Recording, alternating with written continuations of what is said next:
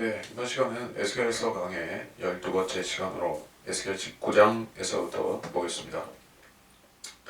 에스겔 19장 1절부터 또 너는 이스라엘의 통치자들을 위하여 애가를 불러 말하라. 내 어미는 무엇이냐? 암사자라. 그 암사자가 사자들 가운데 누워있고 그 암사자가 젊은 사자들 가운데서 자기의 새끼들을 길렀느니라. 그 암사자가 자기의 새끼들 중에서 한 마리를 길렀는데 젊은 사자가 되어 먹이를 잡는 것을 배웠고 사람을 삼켰느니라. 나라들도 그의 간에서 들었으며 그들이 구덩이에서 그가 붙잡혔고 그들이 그를 쇠사슬로 묶어 이집트 땅으로 데려왔느니라. 이제 그 암사자가 기다렸는데 그녀의 소망이 없어진 것을 보고 암사자가 자기의 새끼 중에 또 한 마리를 취하여 젊은 사자를 만들었느니라. 그랬더니 그가 사자들 가운데로 오르내리며 젊은 사자가 되어 먹이 잡는 것을 배워 사람들을 삼켰느니라. 또 그가 그들의 황폐한 궁전들을 알고 그들의 성읍들을 훼손하였으니 그의 울부짖는 소리로 인하여 땅과 거기 충만한 것들이 황폐케 되었느니라. 그때 민족들이 그 지방들로부터 사방으로 그를 대적하여 그에게 그들의 그물을 펼쳐서 그들의 구덩이에서 그를 잡아서 그를 사슬로 채워 감방에 가두고 바빌론 왕에게로 데려갔느니라. 그들이 그를 감옥으로 데려갔으니 이는 그의 음성이 이스라엘의 산들에 다시는 들리지 않게 하려는 것이라. 이제 이스라엘 유다 통치자가 사로잡혀가는 바벨론에 사로잡혀가는 것을 젊은 사자 새끼가 잡혀간다라고 말씀하고 있는데 여기에 역사적으로 해당하는 왕은 여호아하스 그리고 여호야킨에 해당이 되죠. 네, 단순히 이것은 그 역사적인 과거의 사실들을 말씀할 뿐만 아니라 대환란에 관련된 미래에 있을 일에 대해서도 말씀하고 있습니다. 1절에서 그래서 이스라엘의 통치자들이라고 했습니다. 이스라엘의 통치자들, 왕들, 그리고 성전이 지어지면 이스라엘이 다시 그 신정 국가로 일단 회복이 될 것입니다. 그때도 이스라엘의 통치자가 있죠. 그리고 적그리스도는 나중에 이스라엘의 왕권을 탈취해서 그가 왕이 되죠. 그도 젊은 사자 중에 하나인 것이요.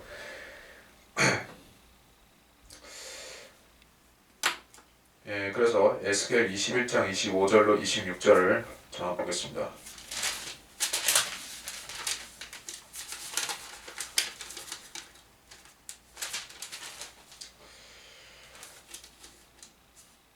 너 불량스럽고 악한 이스라엘의 통치자야, 내 날이 이르렀으니 죄악이 끝나리라. 주 하나님이 같이 말하노라. 두건을 제거하고 왕관을 벗기라. 이것이 그대로 있지 아니하리라. 낮은 자를 높이고 높은 자를 낮추라.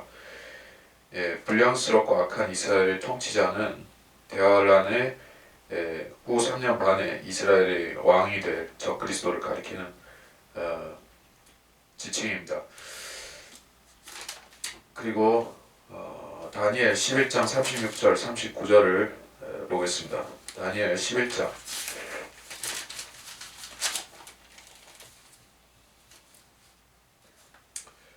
36절 그 왕이 자기 뜻대로 행하고 자신을 높일 것이요 모든 신보다 자기를 높이고 신들의 하나님을 거슬러 이상한 일들을 말할 것이며 그 분노가 마칠 때까지 번성하리니 이는 작정된 일이 이루어질 것임이라. 또 그는 자기 조상들의 하나님이나 여자들이 원하는 바를 개의치 않으며 또 아무 신도 개의치 아니할 것이니 이는 그가 모든 것보다 자신을 높일 것임이라. 다 읽을 필요는 없을 것 같습니다. 그리고 이사야 14장 16절로 20절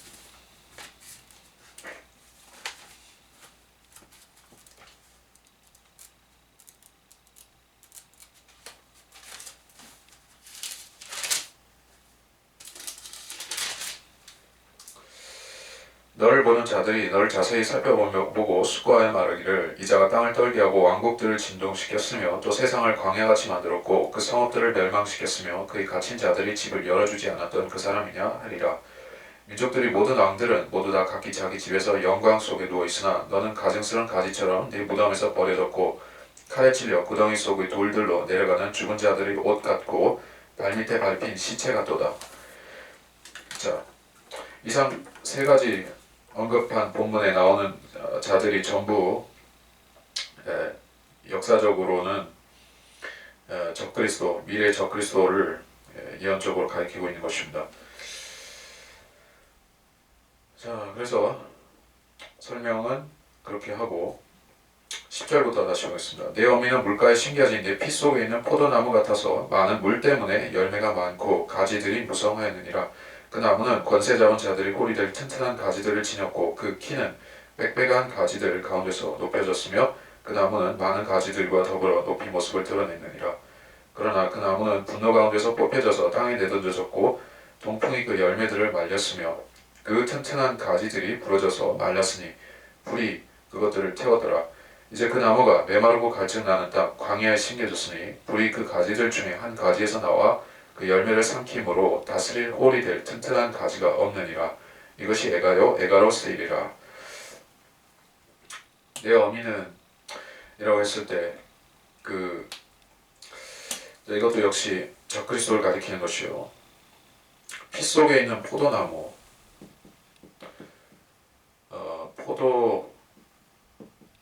포도나무와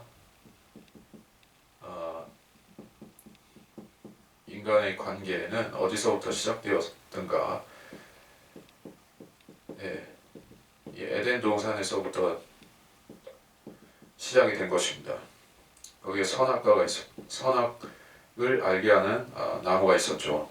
열매를 내는 나무가 있었는데 그 나무가 바로 초자연적인 포도나무였다. 왜 포도나무인가? 포도나무는 성경에서 어떤 사례를 보더라도 항상 인간의 피를 가리키는 것이 포도 열매인 것이요.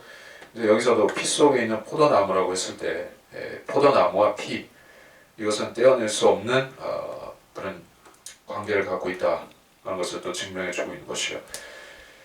그래서 인간의 피를 얻은 출처가 인간의 피는 선악을 알게 하는 나무에서 나왔다 얘기죠. 피는 사람의 생명입니다. 하지만 피가 동시에 사람을 죽이는 것이요. 피 속에 죄가 있다. 죄가 어떻게 해서 아담에서부터 그 후손에게 어떻게 해서 유전이 되는 것입니까? 인류는 한 피로 지어졌다는 것이 성경의 진술입니다. 찾아보면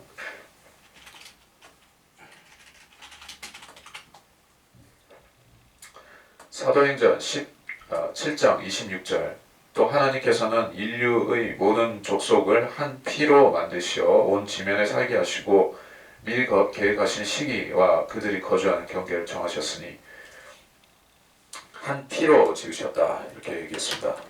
즉 사람의 피는 아담에서부터 아담이 그 원죄를 가져왔죠. 그리고 원죄가 전달된 매체가 무엇이냐? 그 통로는 바로 사람의 피, 혈통이다라는 얘기요. 그래서 지구상에 있는 모든 사람은 아담으로부터 나왔죠. 아담의 피를 받았죠. 그래서 아담의 죄성이 그들 안에 있는 것이요. 그래서 그 피 때문에 죽는데 하나님께서 이 땅에 오셔서 육신으로 오셔서 하신 일은 바로 이 아담의 피 대신에 다른 마지막 아담이 되심으로 주님 자신이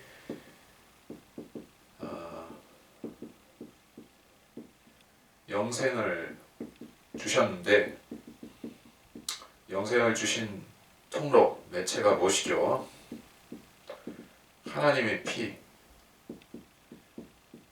자, 이게 이 신약의 구속의 핵심인 것입니다. 자, 구약시대에는 그 모형으로서 그리스도께서 흘리신 피 모형으로서 짐승들의 피가 뿌려지고 흘려지고 그 제사를 통해서 일시적인 죄사함이 있었습니다. 그것은 예수 그리스도를 통해서 이루실 완전한 구속에 대한 예표였던 것입니다. 그래서 좌우지간 이 피라는 것은 사람의 생명이고 또 그리스도의 피는 인류의 구속을 가져왔고 또 아담의 피는 인류의 사망을 가져왔다. 영적, 육적 사망을 가져왔다는 것이요.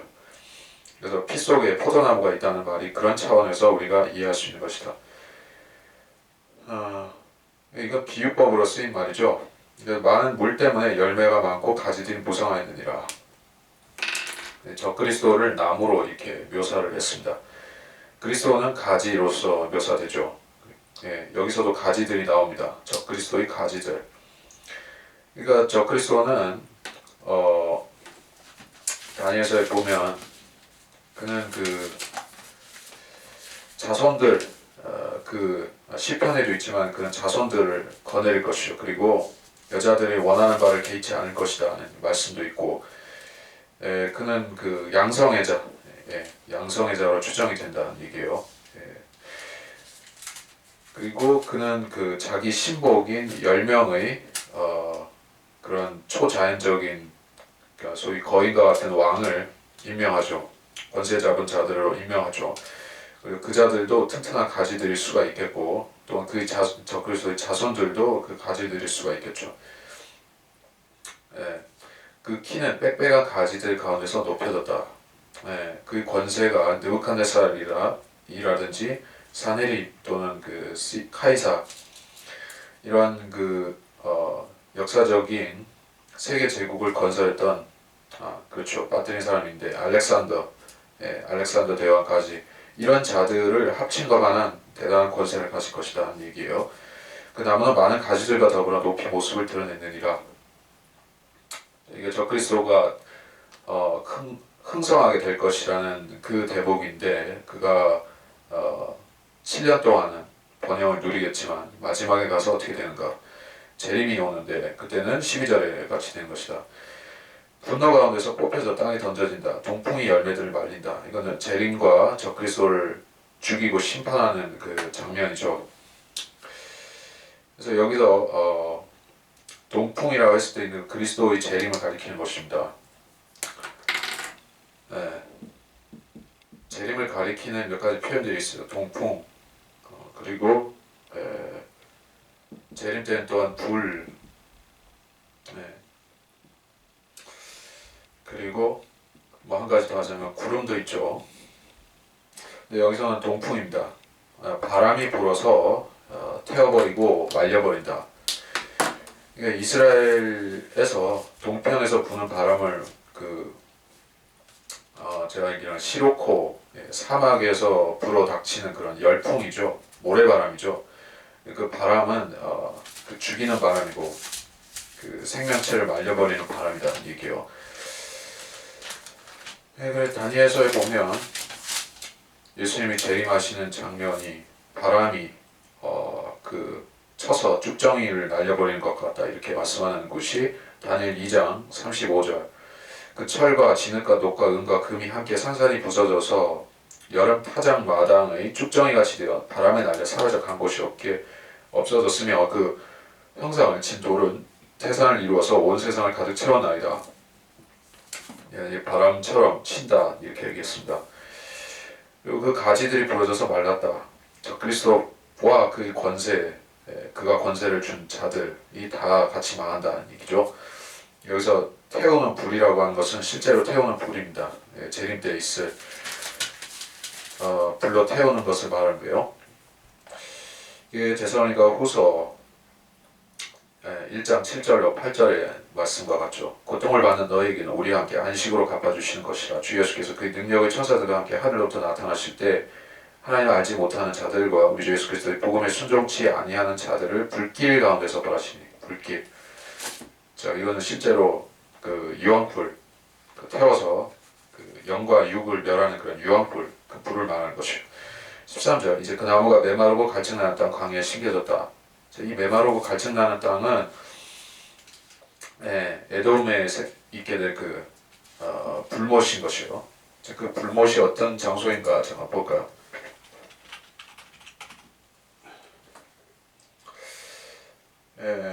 이사야서 34장에 불못에 대한 이야기들이 나옵니다. 이사야 34장.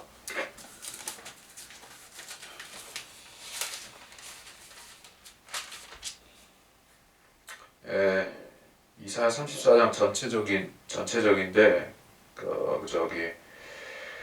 34장 6절부터 좀 보면 주의 칼이 피로 찼으며 기름진과 어린 양과 염소의 피와 또 순양의 콩팥 기름으로 기름졌도다. 이는 주께서 보스라에서 큰 희생을 내시며 이둠의 땅에서 에돔을 말하죠.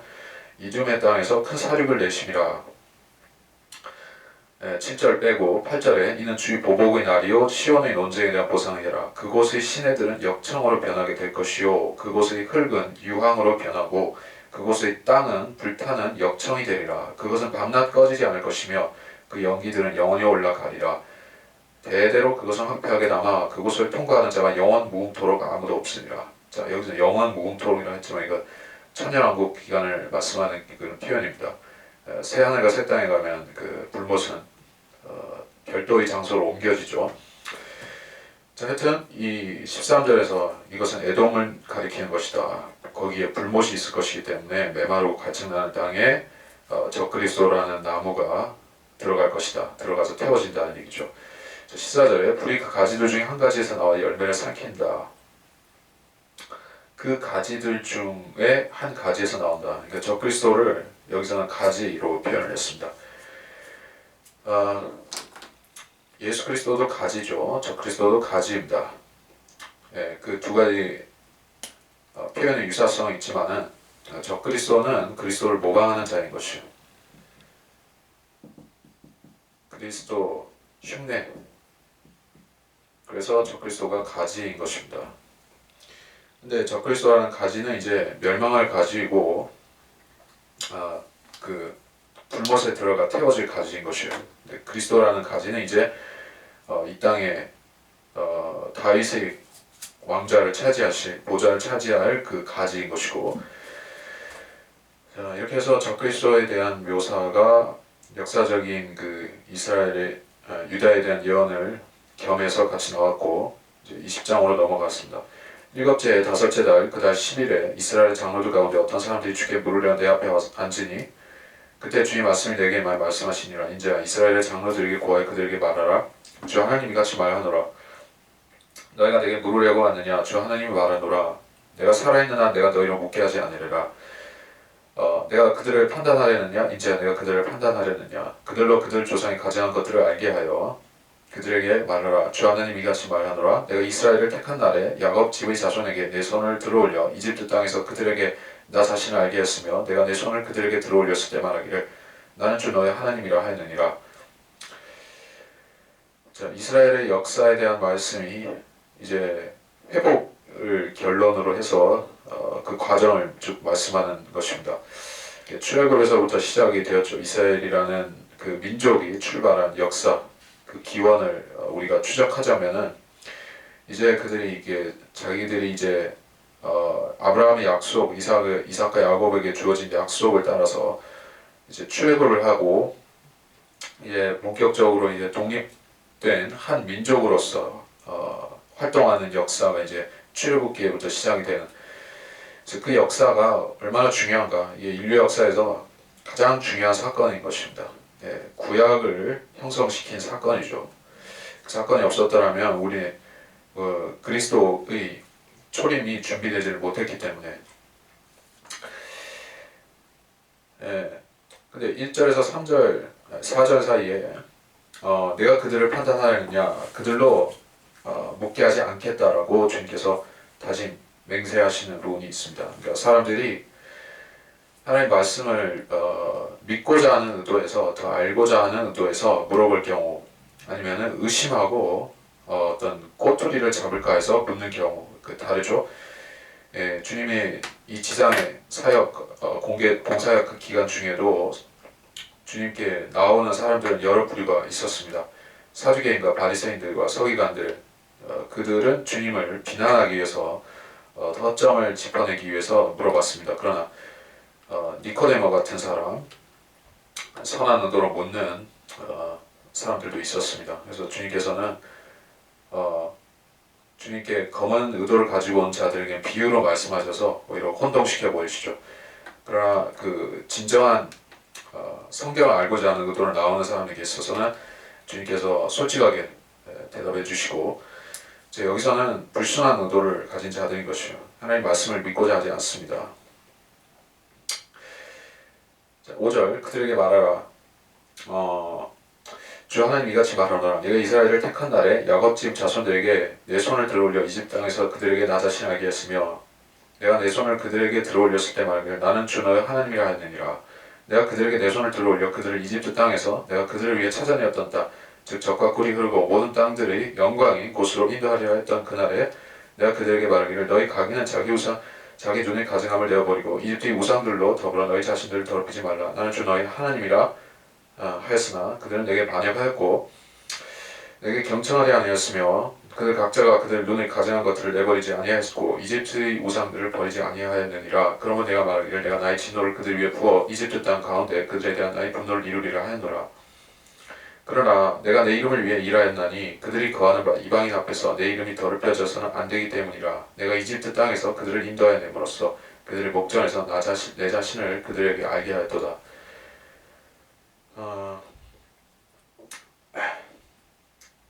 5절에서 나 자신을 알게 하였으며 라고 했습니다. 나는 곧 나니라. 이게 유명한 주님께서 모세에게 처음으로 그 자신을 계시하신 장면이 있죠. 그 전까지는 여호와라는 이름으로 알리지 않으셨던 것이요. 이게 그 지극히 높으신 하나님 이렇게 알고 있었는데 이제 주님께서 비로소 여호와라는 이름과 함께 나는 곧 나니라, I am that I am, 그러한 자신의 그 본명을 알리신 것이요. 이스라엘 사람들에게 모세에게 알려주셨습니다. 자, 그래서 내가 내 손을 그들에게 들어올렸을 때 나는 주 너의 하나님이라 했느니라. 이스라엘 사람들은 이제 자기들을 인도하시는 분이 누구인지를 알고 또 그분이 주신 율법을 그 손수 기록하신 십계명을 통해서 받았고 또 주님께서 친구처럼 그 동무처럼 교제하시는 그러한 모세를 통해서 인도받는 영광을 누렸고 또 40년 동안 광야에서 비록 그들이 불순종으로 인해서 그 고난을 겪었기는 하지만 그래도 40년 동안 구름 기둥, 불 기둥 그리고 이 하늘에서 천사들의 음식, 그 만나를 내려주시는 영광, 자, 이런 수많은 이적들, 표적들, 기적들을 목도하면서 체험하면서 살았습니다. 그 하나님의 속성, 성품, 인격적인 모든 것에 대해서 그들은 배웠습니다. 그게 무슨 문제가 있었는가? 그들은 온전한 회개를 하지 않았다, 회심하지 않았다는 것이 문제였습니다. 7절에 자기 눈의 가증함을 버리라. 이집트의 우상들로 더불어 더럽히지 말아라. 자, 이집트는 성경에서는 세상의 상징이기도 하고 또 그 자체가 물론 세상이기도 합니다. 이집트라는 곳은 가장 농업적으로도 그렇고 상업적으로도 매우 부유하고 그 당시에도 사람들이 출세하려면 이집트로 가야 된다. 그리고 이집트에 가면 기근이 들어도 먹고 살 수 있다. 또 이집트에는 그 세상 학문들이 발달해 있었다. 아까 하는 얘기죠. 출세하려면 이집트로 가야만 됐었습니다.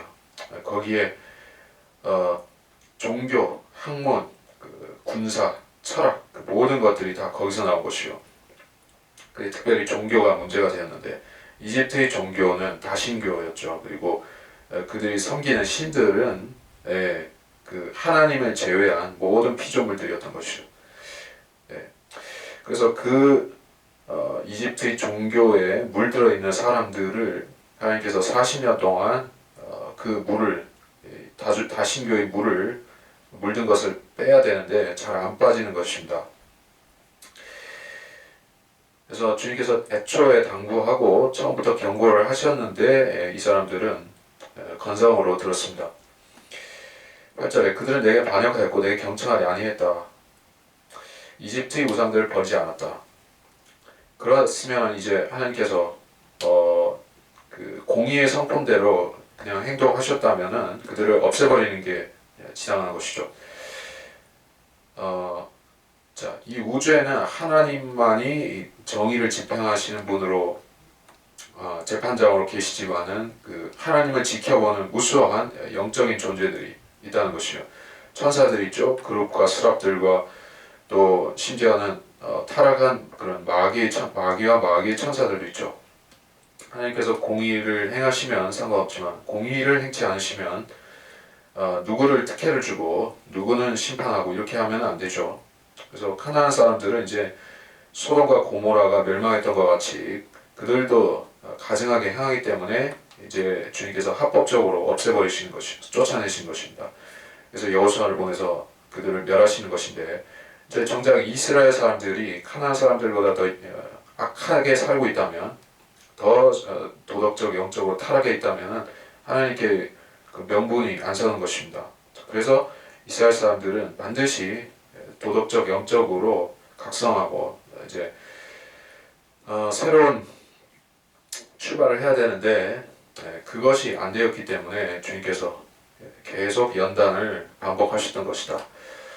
멸하실 수도 있었지만 멸하지는 않으셨다는 것이죠. 왜냐하면 주님께서는 이스라엘에 대해서 품으신 뜻이 그들이 불순종할 것도 아셨고 그들이 하나님 말씀을 건성으로 들을 것도 아셨지만 그러나 주님께서는 시작도 아시고 나중도 아시는 즉 그 알파 오메가라고 하신 하나님이기 때문에 주님께서 어떤 죄인이 불순종한다고 해서 즉시로 심판해서 그를 지옥에 보내신 게 아니라는 얘기예요. 하나님께서는 자비 그릇으로 이게 작정하신 그 자들에게는 지속적으로 그를 연단을 하실지언정 쉬 멸하지 않으시는 것입니다. 근데 그것은 칼빈주의와는 상관없이 주님께서 그 자녀들을 징계하시고 또 자녀들을 회복시키는 그 하나님의 원칙인 것이요. 10절에 그러므로 내가 그들을 이집트 땅에서 나오게 하여 광야로 데려갔으며 내가 그들에게 내 규례를 주고 내 명령들을 보여줬으니 사람이 그것들을 행하면 그것들로 살 것이라. 난 또 그들에게 내 안식일들도 주었으니 나와 그들 사이에 표적이 되게 하고 그들로 내가 그들을 거룩하게 하는 주인 줄 알게 하려는 것이라. 그러나 이스라엘 집이 광야에서 내게 반역하였고 그들이 내 규례들을 행하지 아니했으며 내 명령들을 멸시하였으니 사람이 그것들을 행하면 그것들로 말미암아 살 것이라. 그것들로 살 것이라. 또 그들은 나의 안식일들을 크게 더럽혔도다. 그러므로 내가 말하기를 내가 광야에서 내 진노를 그들 위에 부어 그들을 진멸하리라 하였도다. 그러나 이방인들 앞에서 내 이름을 더럽히지 않으려고 내가 내 이름을 위하여 이 일을 하였나니 이방인들의 목전에서 내가 그들을 인도하여 내었도다. 내가 광야에서 그들에게 내 손을 들어올려 맹세하기를 내가 그들에게 주었던 땅 즉 젖과 꿀이 흐르고 모든 땅의 영광인 곳으로 그들을 데려가지 아니하리라 하였으니 이는 그들이 나의 명령들을 멸시하고 내 규례들을 따라 행하지 아니하며 오히려 내 안식일들을 더럽혔기 때문이요 이는 그들의 마음이 그들의 우상들을 쫓아갔음이라. 자, 이것도 역사이고 우리가 그 출애굽기, 레위기, 민수기, 신명기 그 부분들을 우리가 숙지했다면 다 아는 부분인데 뭐 상기할 만한 부분이 있다면은 그들이 통과했던 광야에서 출애굽기 그 광야에서 주님께서 십계명을 주시고 또 나머지 율법들을 주셨을 때 뭐라고 말씀하셨는가? 어떤 취지로 그 율법을 그들에게 주셨는가 하는 그 시초를 설명하는데 율법이라는 것은 마음도 마음이지만은 그것은 일단 행함의 법인 것이요. 행함이 없으면은 의를 인정받을 수가 없습니다. 마음으로 아무리 율법을 순종한다 해도 행위가 안 따라주면은 그 불순종하는 자녀가 됩니다. 그래서 사람이 그것들을 행하면 이라고 했어요. 행하면 그것들을 살리라 이렇게 말씀하셨습니다. 레위기 18장 5절에 그런 말씀 있죠. 레위기 18장 5절.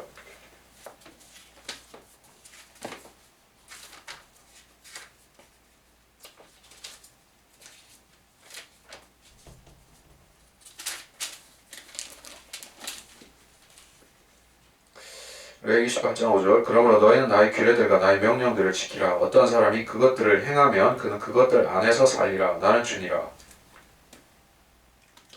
자, 뭐라고 했습니까? 율법은 하나님의 규례, 하나님의 명령들은 지키면 살고 지키지 않으면 죽는다 했습니다. 간단히 말해서 율법은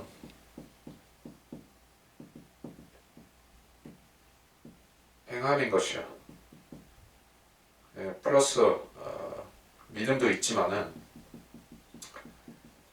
믿음, 순종, 신뢰 뭐 그런 신약 성도의 그런 미덕 또는 그 신약 성도의 믿음과 순종의 자세 이런 것들도 포함은 되지만, 그러니까 하나님은 동일하시기 때문에 사람이 하나님을 대하는 법이야 동일할지언정 구약 시대에는 문제가 있었죠. 하나님과 인간이 대등하게 열린 교제를 가질 수가 없는 문제 어디에 있었는가?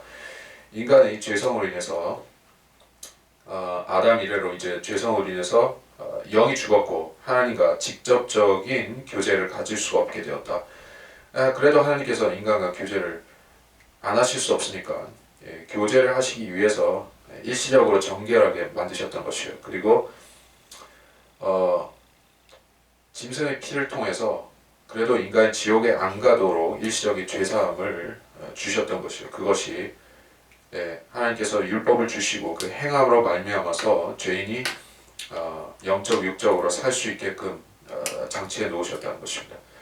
그래서 행함이라는 것은 어떤 그 인간의 무슨 그러니까 동양에서 말하는 삼강오륜을 지킨다 또는 뭐 일반적인 양심법을 지킨다 그 정도 차원에서 말하는 것이 아닙니다. 율법이라는 것은 그걸 훨씬 뛰어넘는 것이에요.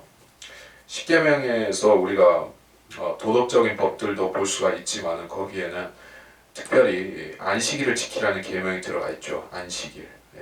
이 안식일은 어떤 그 양심법에 상관이 있는 것이 아닙니다. 그러니까 그 안식 교도들 같은 경우에는 거기서 걸려 넘어진 것이요. 구약의 도덕법은 지금도 통용이 되고 있고 없어지지 않았다는 것은 명백한 사실이지만 그 십계명을 지금 우리가 구원의 수단으로 삼을 수가 없는 이유가 있습니다. 십계명. 자, 십계명에는 도덕법도 있고 의식법도 있는데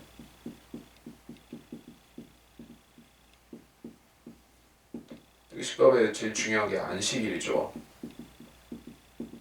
안식일이라는 것은 유대인들에게 주님께서 지키라고 명시적으로 주신 법이고 어떤 이방인들에게도 안식일을 지키는 것과 구원이 관련 있는 것으로 말씀하지는 않았습니다. 특별히 이 시대, 교회 시대에는 주님께서 어떤 안식이라든지 절기를 지킴으로써 구원받을 수 있다는 것을 철저히 주님께서 거부를 하신 것이요. 나를 소중히 여기고 나를 중히 여기고 여기지 않고 그런 것은 상관이 없더라는 얘기요. 로마서 14장 6절 나를 소중히 여기는 자는 주를 위해 소중히 여기고 나를 소중히 여기지 아니하는 자도 주를 위해 소중히 여기지 아니하며 이렇게 말씀하셨어요. 그래서 나를 소중히 여긴다, 소중히 여기지 않는다 하는 것은 특별히 이렇게 주이시들, 유대인들한테 상관이 있는 것입니다. 물론 이방인들도 무슨 추석, 단오, 설날 이런 것들을 갖고 있긴 하지만 그 이상으로 유대인들에게 있어서는 안식일이라는 것이 목숨 걸고 지키는 그런 날입니다. 유대인들 안식일 지키는 거는 그 이방인들이 추석이나 기타 명절 지키는 의미하고는 전혀 다릅니다. 우리는 안 지킨다고 해서 목숨이 달아나는 건 아니죠. 추석이나 명절 안 지킨다고 해서 목이 달아나는 건 없죠. 근데 유대인들은 안식일 안 지키면은 죽는 것이요. 그렇기 때문에 이게 죽자사자 지키는 법입니다. 근데 여기서 분명히 안식일을 말씀하고 있는데 이거는 우리하고 상관있는 안식일이 아니라는 것을 꼭 알아야만 됩니다. 그리고 이거 안식일 지키는 것 자체도 행위의 법입니다. 12절에 나는 그들에게 내 안식일들도 주었다. 그것은 유대인과 하나님 사이에서 표적이 되는 것이다 이렇게 말씀을 하셨습니다. 표적이라는 것은 유대인들에게 주신 것이죠. 기본적으로 유대인들은 또 표적을 통해서 하나님의 임재하심을 알고 또 하나님의 뭔가를 말씀하시면은 표적을 통해서 말씀하시면은 그거를 수용하죠. 유대인들은 표적으로 움직이는 족속입니다. 근데 믿음으로 움직이는 사람들은 그리스도인이죠. 그래서 안식일도 표적 중에 하나입니다. 주님께서 안식일이 표적이라는 사실을 40년 동안에 잘 보여주셨죠. 어떻게 보여주셨습니까? 주님께서 광야에서도 안식일을 지키도록 백성을 유도하셨던 것이죠. 그래서 안식일에는 이렇게 만나를 내리지 않으셨습니다. 안식일 전날에 만나를 2배로 주심으로써 이 안식일을 안 지킬 수 없게끔 훈련을 시키셨던 것을 볼 수가 있습니다. 자, 그래서 이 안식일은 실제로 노동을 하면 안 되고 여행도 하면 안 되고 심지어 불도 피우면 안 되고 이런 심각한 그런 의미로 지키는 날인 것입니다. 그리고 그 안식일을 통해서 유대인들은 실질적으로 하나님께서 지키라고 말씀하신 그 안식일 계명을 지키면서 거룩해질 수가 있었다는 얘기예요. 13절에 그러나 이스라엘 집이 내게 반역하고 내 명령을 멸시하고 안식일을 더럽혔다는 게요. 안식일을 지키지 않았다는 것입니다. 그래서 주님께서 그들에게 노하셨습니다. 15절에 보면 모든 땅의 영광인 곳으로 그들을 데려가지 아니하리라. 젖과 꿀이 흐르는 땅 하나안으로 데려가지 않겠다. 우리가 출애굽기 32장 9절로 14절을 좀 보겠습니다. 출애굽기 32장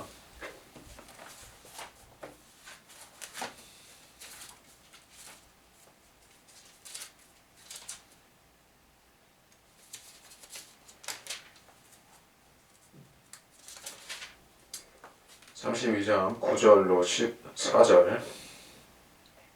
또 주께서 모세에게 말씀하시기를 내가 이 백성들을 보았더니 보라 목이 굳은 백성이로다. 그러므로 이제 나대로 하게 하라. 그들에 대한 내 진노가 맹렬해져 나로 그들을 진멸하게 하라. 내가 너로 큰 민족이 되게 하리라 하시니 모세가 그의 하나님께 간구하여 말씀드리기를 주여 주께서 위대하신 능력과 능하신 손으로 이집트 땅에서 데리고 나오신 주의 백성에 대하여 어찌하여 주의 진노가 맹렬하시나이까. 어찌하여 이집트인들로 말하여 이르기를 주가 그들에게 악을 가져와서 그들을 산에서 죽이고 지면에서 진멸하려고 데리고 나왔도다 하게 하려 하시나이까. 주의 맹렬한 진노에서 돌이키시고 주의 백성을 향한 이 재앙에서 마음을 돌이키소서. 이스라엘 사람들이 받기로 했던 땅이 그렇게 좋은 땅이었다는 것을 오늘날 사람들은 설마라는 생각을 합니다. 젖과 꿀이 어디서 흐른다 그럴 수가 있나? 지금 가서 보면 이스라엘 땅은 농사를 짓게끔 많이 개간이 되어 있고 또 요단강에서 물을 끌어다가 많이 이게 관계 농업을 이제 실시를 하고 있죠. 그래서 소위 키부츠라고 하는 형태로 이제 농촌을 하고 있습니다. 근데 과거에 기원전 1000년, 기원전 그 시절만큼의 이렇게 번성하고 있지는 못하죠. 젖과 꿀이 흐르고 젖과 꿀이 흐른다는 것은 이제 주님께서 하늘에서 복을 내리시는 땅이라는 얘기예요. 지력이 좋아서 이렇게 잘 살 수 있는 땅이 아니라 주님께서 계절을 맞춰서 비를 내려주시고 또 하늘에서 잘 돌봐주셔야지만 살 수 있는 땅이죠. 그리고 그곳은 모든 땅의 영광인 곳이다 이렇게 얘기를 했어요. 모든 땅의 영광.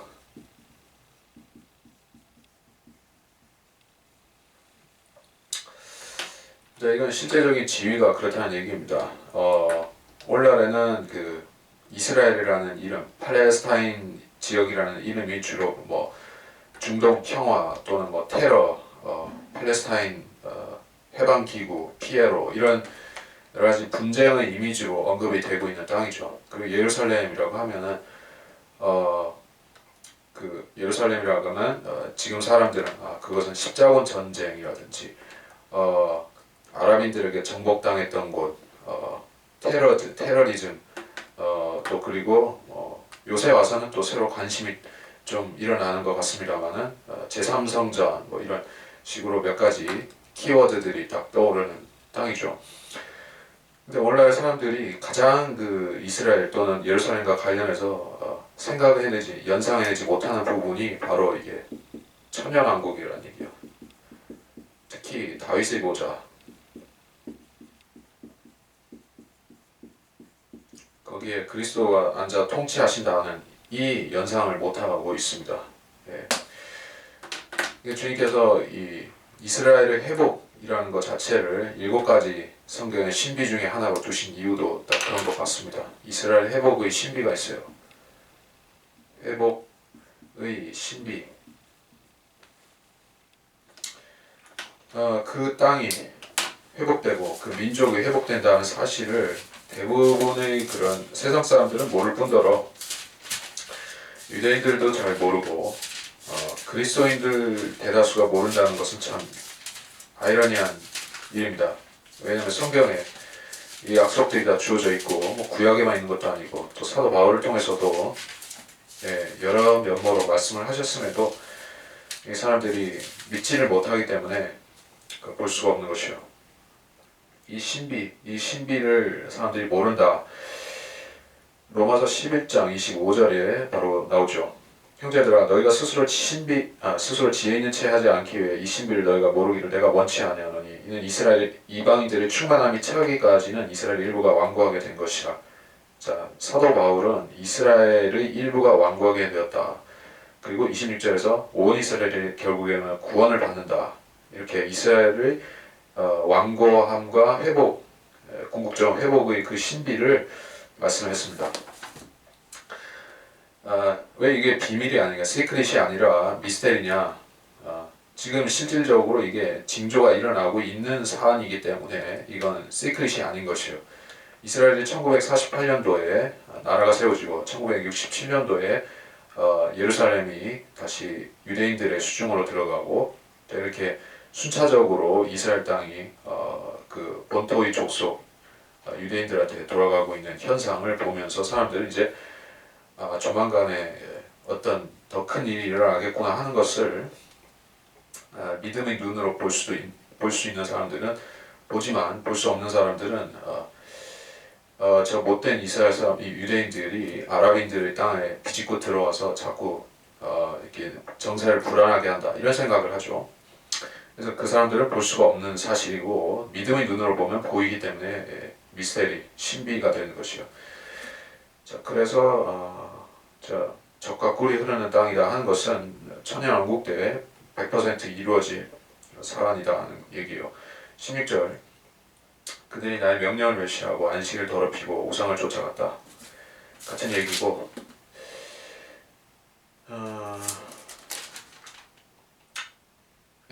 16절부터 이는 그들이 나의 명령들을 멸시하여 읽었죠. 17절 그렇지만 내 눈이 그들을 멸망으로부터 남겨두었고 내가 광야에서 그들을 끝장내지 아니하였도다.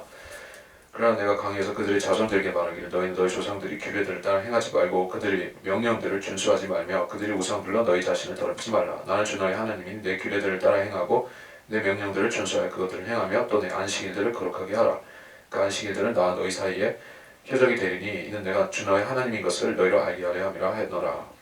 그럼에도 불구하고 그 자손들이 내게 반역하여 그들이 내 규례를 따라 행하지 아니하였고 내 명령들을 준수하여 행하지 아니하였으니 사람이 그것들을 행하면 그것들로 살 것이라. 내가 그들이 내 안식일들을 더럽혔기에 내가 말하기를 내가 내 진노를 그들에게 부어 광야에서 그들에게 내 분노를 이루려 하였도다. 그러나 이방의 목전에서 내 이름을 더럽히지 않으려고 내가 내 손을 거두고 내 이름을 위하여 일하였으니 이는 내가 이방의 목전에서 그들을 인도해야 됐습니다. 내가 또한 광야에서 그들에게 내 손을 들어올려 맹세하기를 내가 그들을 이방 가운데 흩어버리고 나라들 속에 그들을 분산시키리라 하였으니 이는 그들이 내 명령들을 시행하지 아니하고 오히려 내 규례들을 멸시했으며 내 안식일들을 더럽혔고 그들이 눈이 그들의 조상들의 우상들을 쫓아갔습니다. 그러므로 내가 그들에게 좋지 않은 규례들 그들에게 또한 그들에게 좋지 않은 규례들과 그들이 살지 못할 명령들을 주었으며 내가 그들을 그들 자신의 예물들로 더럽혀 그들이 태를 연 모든 자들로 그 예물 속에서 불을 통과하게 하였으니 이는 내가 그들을 황폐케 하여 결국은 그들로 내가 주인 줄 알게 하려 했습니다. 그러므로 이제 20절에 그 안식일들은 나 너희 사이 표적이 되리라. 안식일도 강조를 하고 안식일은 표적이다. 안식일은 믿음이 아니라 표적이다. 이것을 다시 말씀하고 있습니다. 안식일에 대해서는 얘기할 것이 더 많습니다. 그래서 특별히 신약 교회에서 안식일을 오인하는 부분에 대해서는 잘 얘기를 할 필요가 있겠어요. 항상 얘기를 하는 부분입니다. 안식일은 유대인에게 준 것이고 교회나 안식교인에게 준 것이 아니라는 얘기요. 여호와의 증인이나 다른 이단 종파에게 준 것도 아니라 오로지 유대인들한테 주는 날입니다. 그리고 우리가 신약 교회에서 하나의 성경적인 전통으로 지키는 것은 주일이죠. 썬데이 주일이죠. 로즈데이라고 주의 날이라고 이렇게 주일이라고 하긴 하지만은 그거는 하나의 교리적인 명칭이라기보다는 우리가 성경적인 전통을 받아서 지킨다는 차원이에요. 그 성경적인 전통과 캐토릭의 전통은 구분할 필요가 있겠죠. 가톨릭 전통은 성경적 전통과 틀리다. 자, 가톨릭 전통 중에서 핵심을 이루는 것이 소위 칠성사. 가톨릭 교인들은 평생에 걸쳐서 이것들을 행하게 돼 있어요. 그것들 가운데서 그 신부를 임명하는 그런 성사도 있지만은 일반 교인들이 지키는 것들이 성사라는 개념이 있어요. 그래서 그 사람들은 그 예수님의 희생을 기념하는 그 주의 만찬 대신에 미사라는 것을 하나의 제사 의식으로 지키고 있는 것도 거의 포함이 되어 있죠. 이게 성경적인 전통이 전혀 아니고, 우리가 지킨다고 하는 그 성경적인 전통은 무엇이냐면은 주의 만찬, 그리고 성인, 그러니까 다 자란 사람, 성인이 받는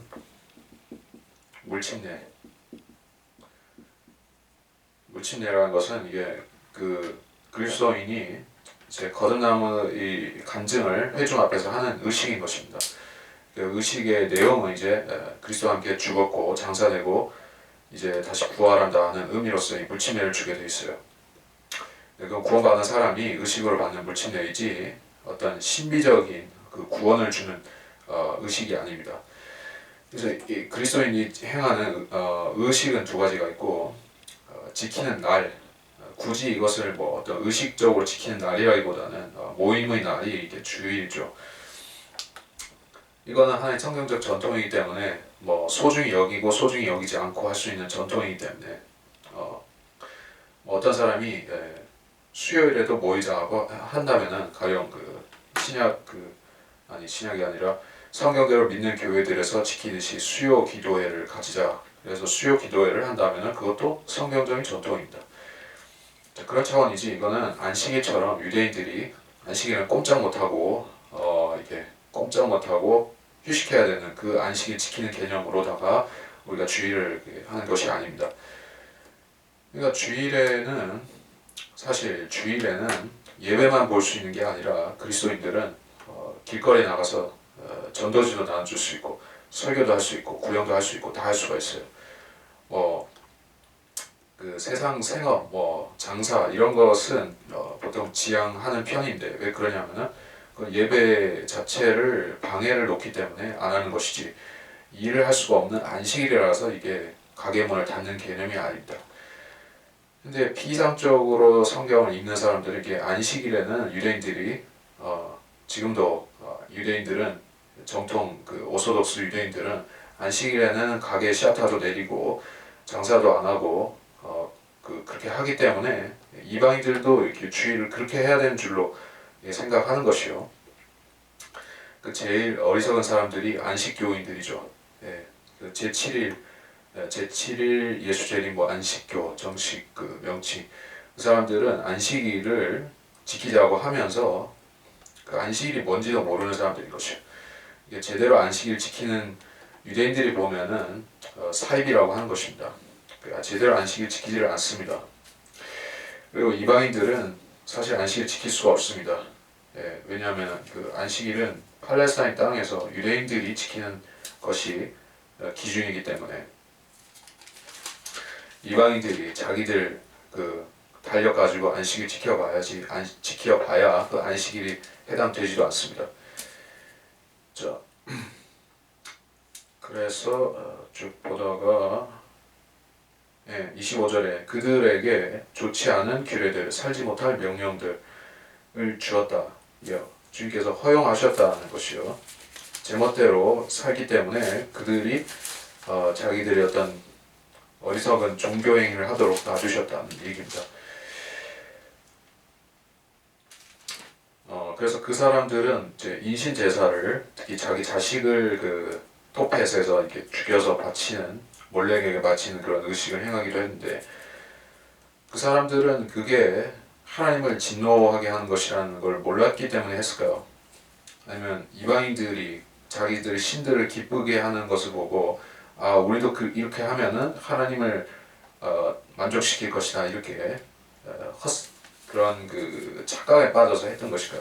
어느 쪽을 했든지 간에 그 사람들은 이제 하나님을 진노케 하는 것을 했습니다. 왜냐하면 하나님께서는 인간 제사는 절대로 안 받으시기 때문에 역사상으로 하나님께서 이 인신 제사를 기뻐 받아주신 경우는 없습니다. 단 한 케이스를 제외하고는 없습니다. 즉 예수 그리스도는 유일한 인간 희생제가 되셨죠. 그 경우를 제외하고 인간이 인간을 죽여서 바치는 제사는 하나님 앞에 소용이 없습니다. 근데 그들은 이방인들의 의식을 따라서 이방인들의 전통을 따라서 똑같이 사람을 죽여서 제사를 바쳤습니다. 그래서 그것은 결국 하나님께 가증함이 되었고 그들이 첫 태생을 자기 자식 첫 태생을 죽여서 바친 제사는 그 땅을 더럽히고 쫓겨나게 하는 이유가 되었던 것이요. 27절 그러므로 이제 이스라엘 집에 고하여 그들에게 말하라 주 하나님 이같이 말하라 이것으로 너희 조상들이 날 모독하였고 저것으로 날 거역하여 범죄하였도다 내가 그들에게 주기로 내 손을 들어올렸던 그 땅으로 그들을 인도하였더니 그들은 모든 높은 산과 모든 무성한 나무들을 보고 거기다 제사를 드렸으며 거기에다 경록케 하는 제물을 바치고 또한 거기에 향기로운 냄새를 피우며 제물로 술을 거기 부었느니라. 그때 내가 그들에게 말하기를 너희가 다니는 산당이 무엇이냐 했으니 그곳의 이름이 오늘날까지도 바마라 일컫느니라.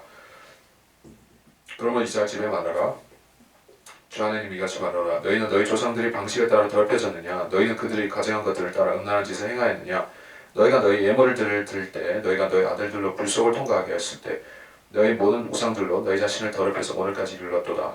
오 이스라엘 집아 내가 너희로 묻게 하랴 주 하나님을 말하노라 내가 살아있는 한 나는 너희로 묻게 하지 아니하리라. 너희 마음속에 들어온 것을 결코 이루지 못하리니 이는 너희가 말하기를 우리가 이방인같이 되고 그 나라들이 족속들같이 되어 나무와 돌을 섬기리라 함이라. 20 여기서 따라 설명할 것은 31절에 내가 너에게 다시는 묻게 하지 않을 것이다.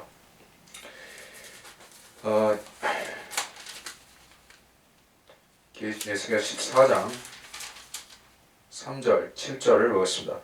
인자야 이 사람들은 자기들 마음속에 자기들 우상들을 세워놓고 그들의 얼굴 앞에 그들의 죄악의 방해물을 넣었으니 그들로 내게 조금이라도 묻게 하랴. 하나님께 묻기 위해서 나오는 사람들은 누구한테 나와서 묻게 되어 있죠? 구약시대에는 그 통로가 제사장이라든지 혹은 선지자에게 하나님의 뜻을 물어봤죠. 그들은 하나님의 영을 갖고 있었습니다. 종의 영, 섬기는 영, 그 계시 영을 받은 사람들로서 그들은 백성에게 하나님의 그 말씀을 받아서 전달하는 그런 매체였습니다. 그래서 그 사람들을 통해서 하나님께서 말씀하시고 백성들은 들었던 것이요. 그런데 묻는데 왜 하나님께서 대답 안 하시겠다는 것이냐?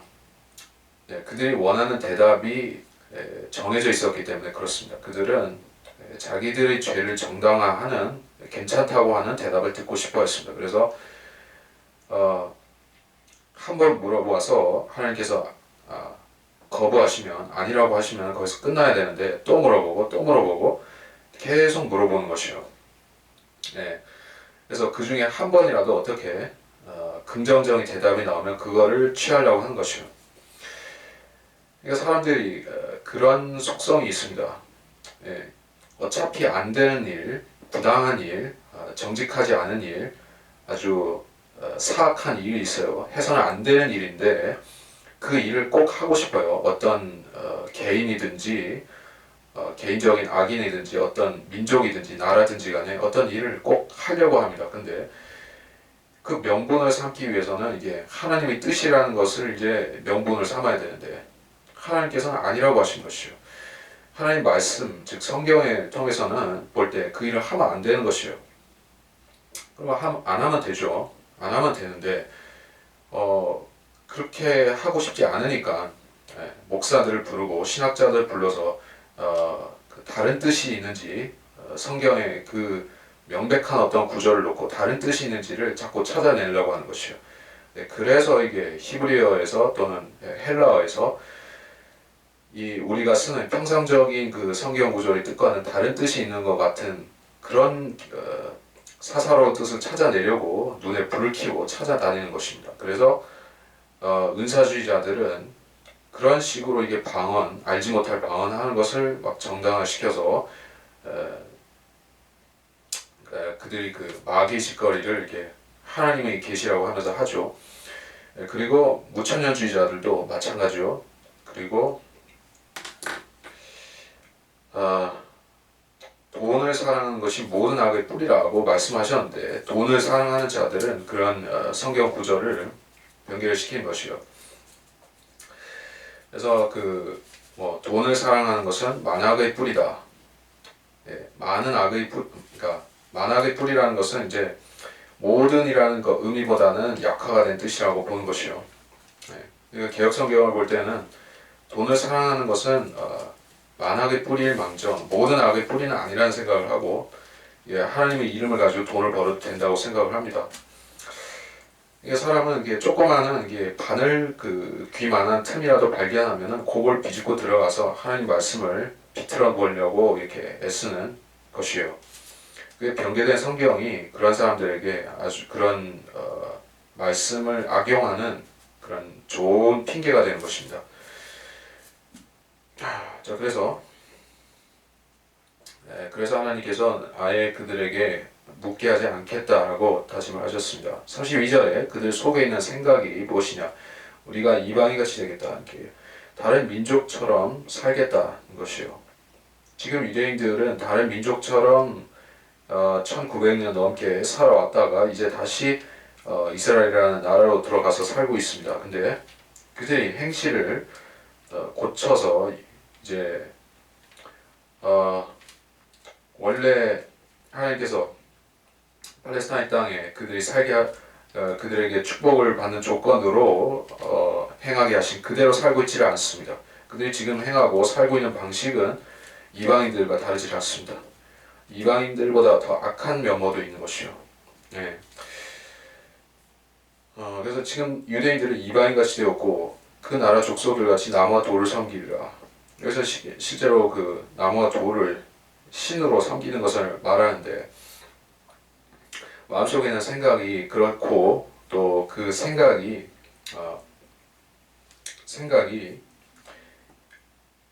다수가 찬성하면 그때부터 그쪽으로 가는 것이요.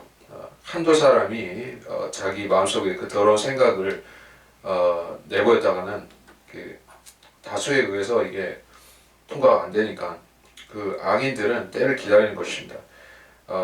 우리와 생각을 같이 하는 자들이 다수가 될 때까지 시기가 무르익을 때까지 기다렸다가 배교자들이 늘어나면 그때 실행하는 것이요. 그러니까 배교는 그런 식입니다. 성경대로 믿는 사람들이 어차피 이 교회 시대에는 다수를 이루고 있지는 않습니다. 그것은 지금 라오디케아인들의 교회 계시록 3장의 그 라오디케아인들의 교회인 지금 이 시대에만 그런 현상이 아니라 과거에부터 그랬던 것이요. 그렇기 때문에 그 성경대로 믿는 사람들이 하는 역할은 무엇이냐면은 다수결의 그 다수의 역할을 하는 것이 아니라 우리는 하나의 표준 잣대의 역할을 하는 것이요. 그래서 모든 그리스도인들이 날라리 그리스도인이든 신실한 그리스도인이든 간에 무엇이 신실한 것이고 무엇이 날라리인 것인가 하는 그 기준을 물론 성경을 기준으로 보되 성경대로 실행하는 사람들의 기준이 있어야 되니까 그 기준이 바로 이 시대의 바이블 빌리버 같은 사람들이 그런 표준인 것이요. 그 사람들은 자기들이 무엇이 잘못됐다 하는 것을 우리를 보고 판단할 수 있고 또 그들이 원하기만 하면 우리를 기준으로 바로잡을 수가 있다는 것이요. 네, 성경대로 믿는 사람들이 제대로 역할을 못하게 되면 그 사람들이 교리를 굽히게 되면 변질되게 되면 결국 이 세상 자체도 그렇고 모든 그 기독교계 자체가 이제 지향점을 잃어버리고 혼돈에 빠지게 되는 것이요. 33절 주 하나님이 말하노라 내가 살아있나 능한 손과 편팔과 진노를 부음으로써 내가 반드시 너희를 다스릴 것이요 또 내가 능한 손과 편팔과 진노를 부음으로써 그 백성으로부터 너희를 인도해 낼 것이며 너희가 흩어져 있는 나라들로부터 너희를 모으리라. 내가 너희를 백성의 광야로 데리고 오리니 내가 거기서 너희와 더불어 대면하여 변론하리라. 내가 이집트 땅의 광야에서 너희 조상들과 더불어 변론한 것 같이 내가 너희와 더불어 변론하리라. 주 하나님이 말하노라. 변론한다. 아니다. 37절도 읽겠습니다. 또 내가 너희를 막대기 아래를 지나가게 할 것이요 내가 너희를 언약의 속박으로 데려와서 너희 가운데서 나를 거역한 자들과 나를 거슬러 범죄한 자들을 제거하리라. 내가 그들이 기거하던 나라에서 인도해야 될 것이나 그들을 이스라엘의 땅에 들어가지 못하리라. 너희는 내가 주인 줄 알리라. 오 이스라엘 집아 너희에 대하여 주 하나님이 이같이 말하노라. 만일 너희가 내게 경청하지 아니하려거든 너희는 가서 각기 자기 우상들을 섬기고 이후에도 역시 그리하라. 그러나 다시는 너희 예물들과 너희 우상들로 나의 거룩한 이름을 더럽히지 말라. 주 하나님이 말하노라. 내 거룩한 산과 이스라엘의 높은 산에서 이스라엘의 온 집과 그 땅에 있는 그들 모두가 나를 섬기리라. 거기서 내가 그들을 기꺼이 받아들일 것이며 거기서 내가 너희 제물들과 너희 예물의 첫 열매들을 너희 모든 거룩한 것들과 더불어 요구하리라. 내가 너희를 그 백성들로부터 인도하여 내고 너희가 흩어져 있는 그 나라들에서 너희를 모을 때 나는 너희의 향기로운 냄새와 더불어 너희를 받아들일 것이요 또 나는 이방 앞에 너희 안에서 거룩하게 되리라. 내가 너희를 이스라엘 땅 즉 내가 내 손을 들어올려서 너희 조상들이 주기로 한 그 땅으로 너희를 데려올 때 너희는 내가 주인 줄 알리라. 거기서 너희는 너희 길과 너희를 더럽혔던 너희 모든 행위들을 기억하고 또 너희는 너희가 범한 너희 모든 악들로 인해 너희 목전에서 너희 자신들을 몹시 싫어하리라. 너희 이스라엘 집아 내가 너희의 악한 길이나 너희의 부패한 행위들에 따라서 아니하고 내 이름을 위하여 너희와 더불어 행하면 너희는 내가 주인 줄 알리라. 주 하나님이 말하노라. 이 지칭하고 있는 너희가 물론 이스라엘을 가리키지만은 특별히 대환란을 가리키고 그 끝에 남은 자들을 가리키는 표현이라는 것을 우리가 인지를 하고 넘어가야 되겠습니다. 그 남은 자들은 이제 대환란을 통과한 자들이고 유대인들을 가리키는 것이요. 그 유대인들은 천년왕국에 들어가게 되는데 그 사람들은 천년왕국에 그냥 환란만 통과하면 들어가는 것이 아니라 이제 그 회개를 해야 되는 것입니다. 그리스도인들도 회개를 해야 되지만 이 사람들은 회개를 하는 조건으로 그 적과 꿀이 흐르는 그 천년왕국으로 들어갈 수가 있어요.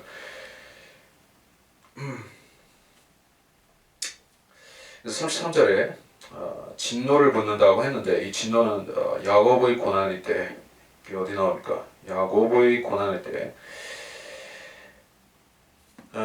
예레미야 애가에 나오죠. 야곱의 고난일 때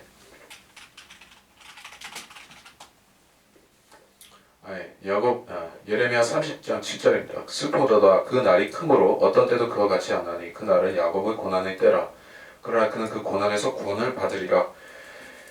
야곱의 고난의 때에 하나님께서 이스라엘에게 친히 진노를 부으셔서 그들이 회개하게끔 인도하시는 날들이 있을 것이요. 모세 엘리야가 1260일 동안 예언을 하고 그리고 그 3년 반 동안 적그리스도가 이스라엘을 압제하고 주님께서 그 끝에 오셔서 재림하심으로 다시 상황을 반전시키시고 그런 날들인 것입니다. 그렇게 재림이 되기 직전에 무슨 일이 있는 것인가? 너희가 흩어져 있는 나라들로부터 너희를 모으겠다는 얘기를 하셨어요. 이거는 지금도 이루어진 90% 이상 90%까지는 아니라 한 7-80% 정도 지금 완결된 그런 사실이죠. 물론 이스라엘 땅에 지금 한 500만, 600만 그 정도의 유대인들이 아직 살고 있는 정도이고 아직 전체적인 유대인들이 다 온 것은 아닙니다. 그래서 전체적으로 다 돌아와야지 이제 주님께서 통치하시는 것입니다. 그래서 이스라엘은 유대인들은 반드시 자기들 땅으로 가 있어야 됩니다. 적어도 지상 재림 될 그때는 다 가 있어야 된 것이요. 35절에 너희를 백성의 광야로 데려올 것인데, 백성의 광야, 백성의 광야는 이제 출애굽한 이후에 유대인들이 40년 동안 그 스파르타 훈련을 받고 이렇게 뺑뺑이를 거쳤던 그 광야가 있죠. 그 광야가 바로 이게 에돔 지역 그 근방에 있는 그 백성의 광야였던 것이요. 시내산과 그 지역까지 다 포괄을 하는 것입니다. 그래서 거기서 주님께서 이스라엘을 모으실 것이요. 거기에 모인 사람들을 데리고 이제 주님께서 예루살렘으로 돌아가실 것입니다. 그리고 대환란이 시작되면 주님께서 유대인들 가운데서 유대인들 일부를 거기로 피신시켜서 3년 반 동안 살게도 하실 것입니다. 거기서 더불어 대면하며 변론한다. 이게 주님께서 직접적으로 그들한테 찾아오신다는 게 현현하실 것이다. 천사의 모습, 주의 천사의 모습 그런 식으로 나타나서 말씀하시겠다 이 얘기를 하신 것이요. 그래서 계시록 12장에는 계시록 12장 6절이라든가 또는 14절에 보면 그 사건을 상징적으로 이렇게 말씀하고 있어요. 변론하겠다. 내가 너희와 더불어 변론하리라. 호세아서 2장 2절 3절 14절 15절 거기 보면 하나님께서 그 부정한 여인 같은 그 남편을 배반한 여인과 같은 이스라엘에 대해서 변론하겠다. 그 음행을 저지른 여인과 변론하겠다. 이렇게 말씀하고 있어요.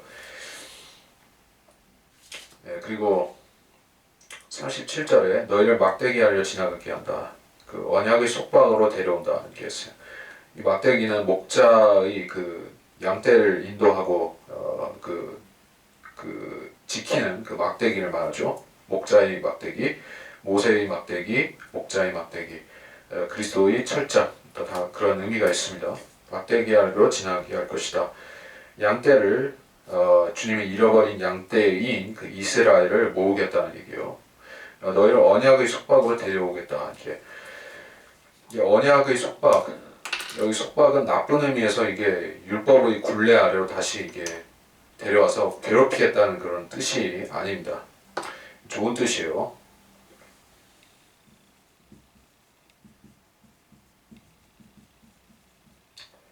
자, 그리스도인들은 지금 신약 아래 있죠. 신약 아래 있는데 신약을 그 구약과 대비해서 본다면은 이 신약은 자유의 법이죠. 갈라디아서에 그런 부분이 잘 말씀이 되어 있지만은 신약은 속박의 법이 아니에요. 행위를 규제하고 행위를 통해서 하늘나라에 가고 안 가고를 그런 결정하는 법이 아니기 때문에 이게 자유법이죠. 근데 구약의 속성은 속박입니다. 행위를 통해서 사람이 의로워지고 행위를 통해서 하나님께 인정을 받고 그런 책이기 때문에 속박인데, 자, 그러니까 구약의 이스라엘 사람들이 문제였던 것은 그들의 율법을 완전히 지킬 수가 없었다는 데 있어요. 자기들이 육신을 어떻게 하지를 못했습니다. 근데 이제 재림하시면 유대인들은 한 가지 복을 받게 될 것이요. 그들 민족이 이제 율법에 순종할 수 있게 된다는 얘기예요. 순종하고 율법대로 살 수가 있는 그러한 민족이 될 것입니다. 그래서 언약의 속박 아래로 들어가지만 그들은 율법의 그 밝은 측면, 즉 복을 받을 수 있는 그 측면을 누리고 살게 된다는 얘기예요. 율법은 두 가지 측면이 있죠. 지키지 않는 자들에게는 무서운 저주를 내리는 법이고, 율법을 잘 지키는 그 유대인들에게는 아주 엄청난 축복을 주는 법인 것이요. 카나안 땅에 입성하기 전에 그 그리심산, 에발산에서 그 두 가지 축복과 저주가 교차가 되었었죠. 이스라엘 사람들은 그걸 다 들었습니다. 그래서 이제 이스라엘 사람들은 이제 그 그리심산에서의 축복이죠. 그 축복을 이제 본격적으로 천년왕국에서 누릴 수 있게 된다는 얘기예요. 지금까지는 율법을 지키지 못했기 때문에 누릴 수가 없었습니다. 38절 너희 가운데서 이러이러한 자들을 악한 자들을 제거하겠다는 얘기요. 이것에 관해서 마태복음 3장 12절을 좀 보겠습니다. 마태복음 3장 12절.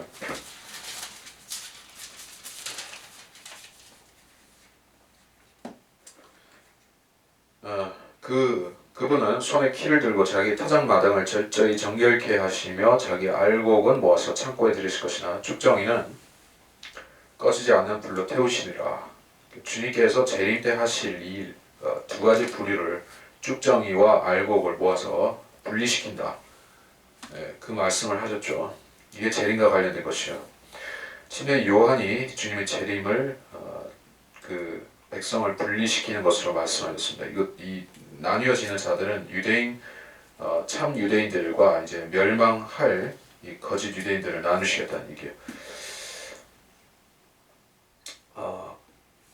제가 지금 시간적으로 쭉 봐야 되겠는데 20장을 마치기 위해서는 좀 빨리 가겠습니다. 오 이스라엘 집아, 내가 너희에 대하여 주 하나님이 같이 말하노라. 만일 너희가 내게 경청하지 않아, 이거 읽었죠? 저 보면 41절, 내가 너희를 그 백성으로부터 인도해낼 때 나는 이방 앞에 너희 안에서 거룩하게 되리라. 너희 안에서 거룩하게 되리라. 34절 37절에 보면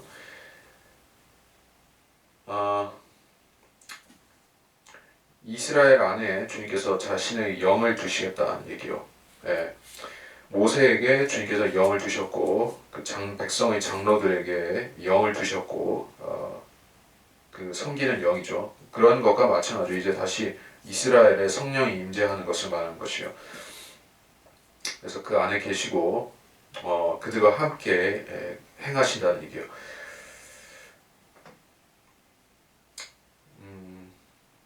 나는 이방 앞에 너희 안에서 거룩하게 되리라. 이방은 이것과 상대적으로 다르다는 얘기요. 이방은 유대인들을 통해서 거룩해질 수가 있고 이방인들 자체가 성령을 받아서 유대인처럼 이렇게 제사장의 또는 선지자는 아니지 제사장의 그런 역할을 수행하지는 못하죠. 그런데 이 이스라엘은 특권을 받게 되고 42절 내가 너희를 이스라엘 땅 즉 내가 내 손을 들어올려 너희 조상에게 주기로 한 그 땅을 너희를 데려올 때라고 했어요.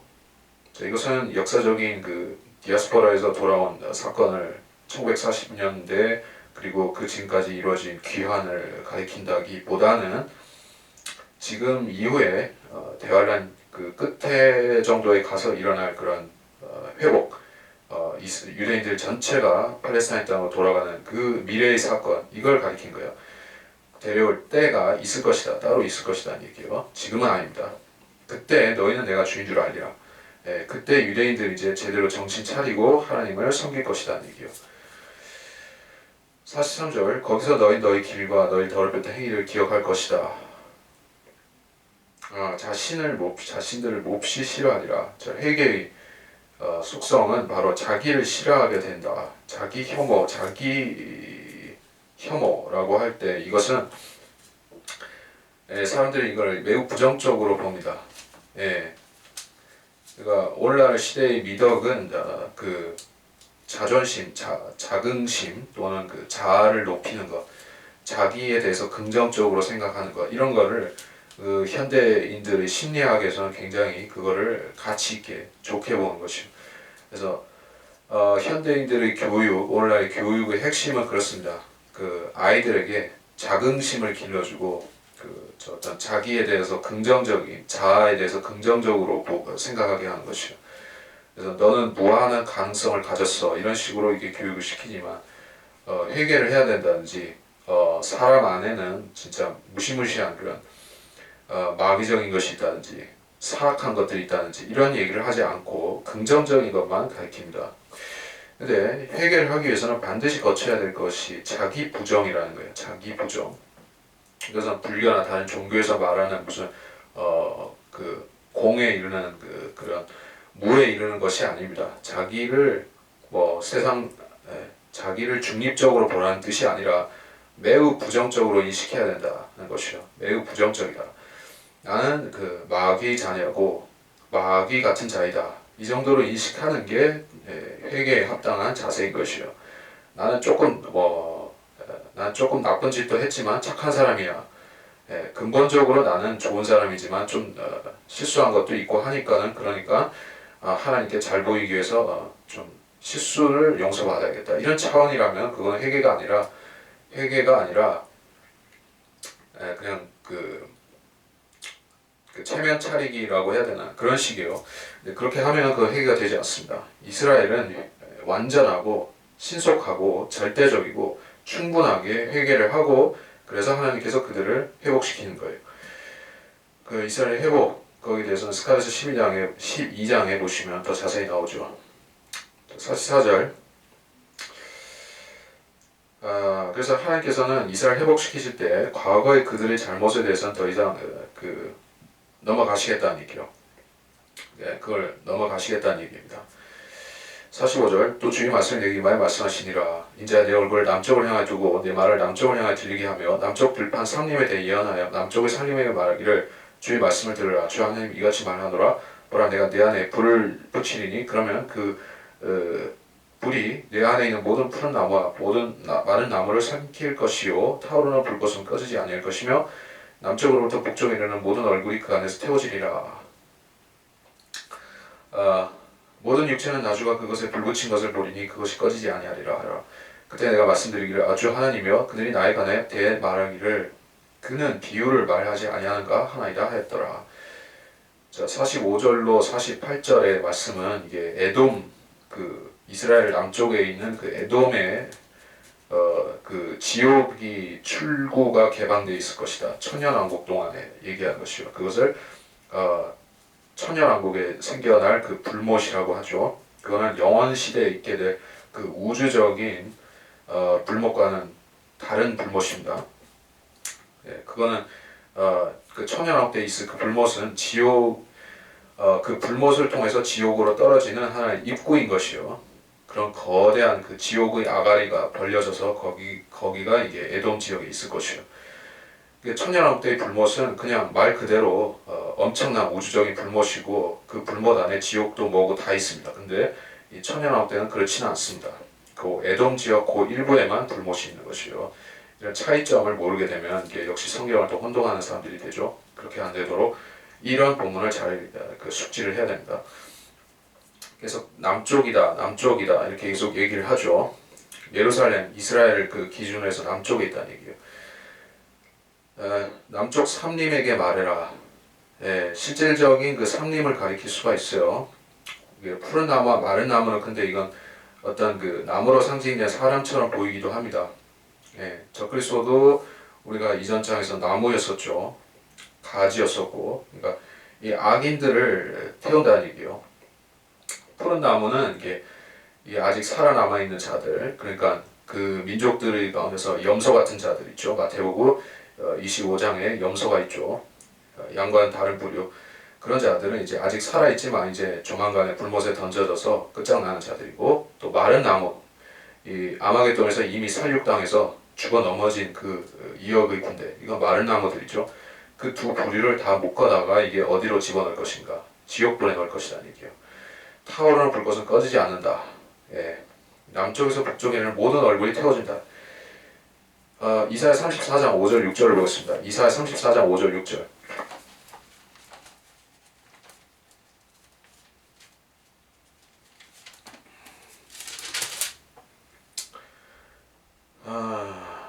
이는 나의 칼이 하늘에서 완전히 젖을 것이니 보라 그것이 이두메한 내 저주의 백성이 내려져서 심판에 이르게 할 것이라. 주의 칼이 피로 찼으며 기름진과 어린 양과 염소의 피와 또 순양의 콩팥 기름으로 기름졌도다.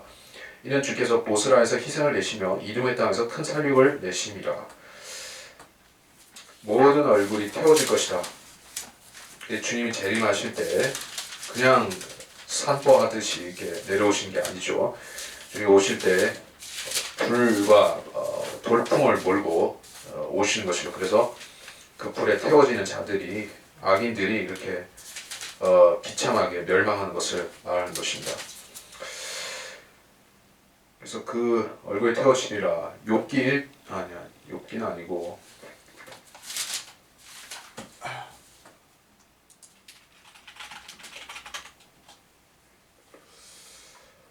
모든 얼굴들이 새까맣게 된다.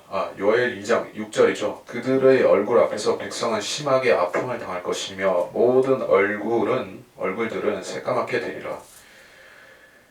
산채로 지옥에 들어간 자들이 마치 소돔에서 순식간에 잿더미가 되어버리는 것과 같이 멸망하고 또 롯의 아내처럼 소금 기둥이 되는 것 같이 이렇게 멸망당하는 모습을 이렇게 말씀했어요.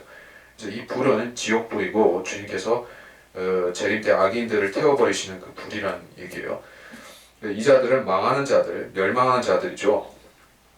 자기 백성들은 이렇게 안 하시죠. 유대인들은 그렇게 안 하실 것이에요. 48절 모든 육체는 나주가 그것에 불 붙인 것을 볼 것이다. 자, 이거는 그 불못이 실제로 그 아마겟돈 전쟁의 그 참상을 그리고 그 거기서 멸망하고 지옥에 내려간 대환란 지옥에 내려간 자들의 참상을 그 생생하게 박물관처럼 동물원처럼 이렇게 보여줄 것이라는 얘기예요. 사람들은 거기서 적그리스도의 그 있는 모습도 볼 것이고 거짓 선지자도 볼 수 있을 것이고 그 지옥에 있는 모든 자들을 다 볼 수가 있어요. 그래서 그것에 불 붙인 것을 볼 수가 있다. 데살로니가 후서에서도 말씀하셨죠. 1장에서 그 악인들이 불에 타고 고통받는 것을 천사들, 거룩한 천사들 앞에 그들이 보여질 것이라는 얘기예요. 49절에서 중요한 말씀이면서 오늘 정리한 말씀인데 비유를 성경에서 비유를 말씀하는 부분이 있긴 하지만 모든 말씀이 비유는 아닙니다. 근데 사람들이 성경을 비유로 너무나 과장되게 해석하는 경우는 그거는 마귀적입니다. 성경에서 비유라고 했으면 비유로 해석하는 게 맞습니다. 근데 비유라고 안 했으면은 일단은 사실입니다. 부자와 나사로 같은 경우는 비유가 아니죠. 누가복음 16장 19절로 31절에 그거는 어떤 실제 부자가 있었고 나사로라고 하는 그 실제 거지가 있었는데 그 사람들이 각각 그 지옥에 가고 낙원에 가서 한쪽은 위로를 받고 한쪽은 고통받는 것을 주님께서 전지전능하시기 때문에 그걸 보고서 말씀하신 것이요. 근데 그걸 사람들이 믿지를 않고 저것은 하나의 비유가 아니겠는가. 실제 그 지옥이 있고 그런 혼이 목마르고 헐벗고 그런 것이 아니라 이게 하나님과 분리된 고통이 그 정도로 고통스럽다 이렇게 상징적으로 보려고 하는 것인데 그게 아니죠. 자, 에스겔이 했던 이 말씀들은 솔직히 이것은 비유도 있죠. 비유도 있어요. 이를테면 푸른 나무와 마른 나무라든지 이것은 약간 비유적인 표현이라 할 수 있지만 이 전체적인 내용은 사실이죠. 여기서 불을 붙인다고 했을 때 이 불은 실질적으로 태우는 불이죠. 이거는 상징적인 불이 아닙니다. 상징적인 그 무엇이 아니라 실제로 태우는 불이라는 얘기예요. 근데 이거를 상징으로 해석해서 전혀 뚱딴지 같은 이야기를 해버릴 수가 있는데 이걸 제일 잘하는 사람들이 유대인들이에요. 탈무드, 미드라시, 그 유대인들의 랍비들의 해석 이런 것들은 다는 아니지만 90% 이상은 아마 성경을 곡해시키는 상징으로 엉망진창을 만드는 사람들이 바로 이 유대인들이에요. 그러니까 그런 풍조가 구약 시대부터 그 주님 초림 당시에도 있었고 지금까지도 있는 것이요. 탈무드라는 것은 탈무드라는 그 저주받은 책은 지옥불에 던져야 되는 책이에요. 유대인들은 그 책을 지옥불에 던져야만 구원받을 수가 지옥불이 아니라 그들은 그 탈무드와 기타 그 미드라시라든지 미시나라든지 이런 쓰레기 같은 것들을 다 태워버려야지 유대인들이 구원을 받을 수가 있어요. 그거 안 하기 때문에 그 자들은 그런 더러운 책들을 끌어안고 지옥으로 향해 달려가고 있죠. 그 책들은 성경을 상징 덩어리로 만드는 아주 형편없는 마귀 책들입니다. 그래서 성경을 비유라고 하는 자들에게는 우리가 맞받아 쳐야 되고 비유가 아니다라고 경고를 해야 됩니다. 그러면 그 사람들이 최소한 그 성경 말씀의 엄중함과 무서움에 대해서 조금 떨기라도 하겠죠. 그렇게 만들어야 되는 것입니다. 그래서 이번 시간에 강의는 여기서 마치도록 하겠습니다.